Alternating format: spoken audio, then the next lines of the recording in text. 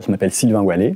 La compagnie, c'est la compagnie Les 3T. C'est une compagnie angevine. On a créé beaucoup de spectacles. On en a créé une petite quinzaine depuis 20 ans. Et là, c'est la première fois que je joue un spectacle tout seul. Je me présente. Je suis Hermès, le messager des dieux. Enfin, surtout le messager de Zeus, parce que c'est toujours Zeus qui fait appel à moi. On me nomme aussi le dieu du commerce et de la communication. Alors Hermès, globe-trottineur, récit mythologique, du coup c'est très respectueux des histoires, de la mythologie, mais après c'est par le prisme et la fantaisie de Hermès, et du coup de moi aussi.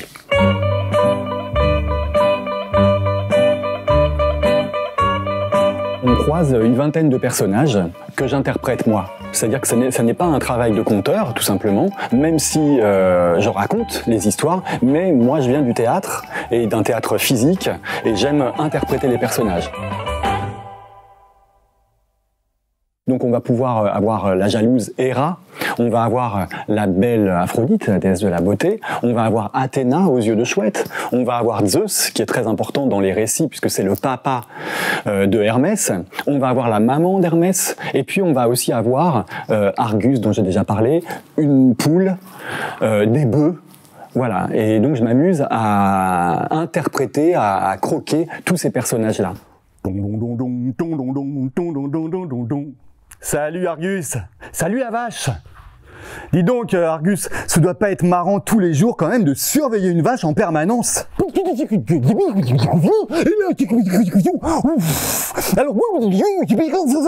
Ah ouais, quand même, on comprend rien de ce qu'il raconte. Hein. Je voulais que le décor soit très léger, juste ma trottinette, un sac, ce promontoire, et c'est tout pour pouvoir vraiment le jouer dans toutes les conditions. La mythologie s'adresse à tous. Ce spectacle-là, je le joue devant un public familial, par exemple, et ça, c'est formidable. Je peux le jouer devant une grand-mère avec son petit-fils. Et du coup, ça ne rit pas au même endroit, parce que le spectacle est construit pour avoir différents niveaux de lecture. Et là, on voit arriver un jeune homme boiteux et bossu, avec des cheveux longs et gras, et une barbe qui lui recouvre les 3/4 du visage. Il s'agenouille devant Héra. « Dis-moi, toi qui forges si bien, dit Héra. » Et elle pense, comment on peut forger si bien et être aussi moche à la fois? Dis-moi, comment t'appelles-tu? Héphaïstos, pour vous servir. Héphaïstos! Alors là, Héra est épatée. Est-ce qu'elle se repent de son acte abject quand elle avait jeté le petit Héphaïstos du haut de l'Olympe? Autour de ce spectacle, on peut imaginer plein de choses. D'abord, la chose que je fais en général, c'est un bord de scène, où on parle avec les spectateurs. Ça, c'est formidable, parce que y a des spectateurs qui sont des férus de mythologie, et qui ont plein de choses à raconter et à dire. Ça permet aussi de parler du travail d'acteur, du travail théâtral. Mon père, vous savez qui c'est? C'est Zeus. Ça pète hein, d'avoir Zeus comme père. Mais soyez pas trop impressionnés, parce que dans ma famille, il y a plein de dieux. D'autres choses qu'on peut faire, c'est faire un atelier avant le spectacle, pour pouvoir faire jouer les gens sur ce qu'ils vont voir.